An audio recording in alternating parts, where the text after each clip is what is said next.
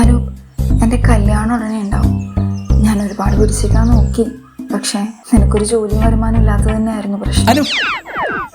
എന്നാ ശരി. തനിക്കൊരു ദിവസം വരുമെന്ന് അന്ന് അനൂപ് ഉറപ്പിച്ചു. വർഷങ്ങൾ കടന്നുപോയി. എടാ, നമ്മളെ ബന്ധം ഞാൻ വീട്ടിൽ പറഞ്ഞു. മമ്മിക്ക് നിന്നെ നല്ല ഇഷ്ടായി. നിന്റെ വരുമാനം കൂടി പറഞ്ഞപ്പോ മമ്മി ഫ്ലാറ്റ്. ഇനി എന്താ അടുത്ത പരിപാടി? മമ്മിക്ക് നിന്നെ കാണണമെന്ന് പറഞ്ഞു.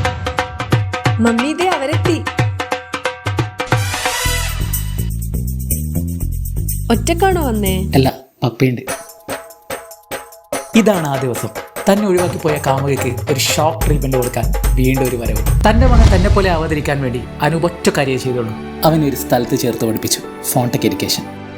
ആഗ്രഹിച്ചതുപോലെ മൊബൈൽ റിപ്പയറിംഗ് ഫീൽഡിൽ നല്ല വരുമാനമുള്ള ഒരു ടെക്നീഷ്യനായി മകൻ മാറി. അങ്ങനെ അറിയാതെയാണെങ്കിലും ഫോൺടെക് വഴി അനൂപിന് മധുര പ്രതികാരം ചെയ്യാൻ പറ്റി.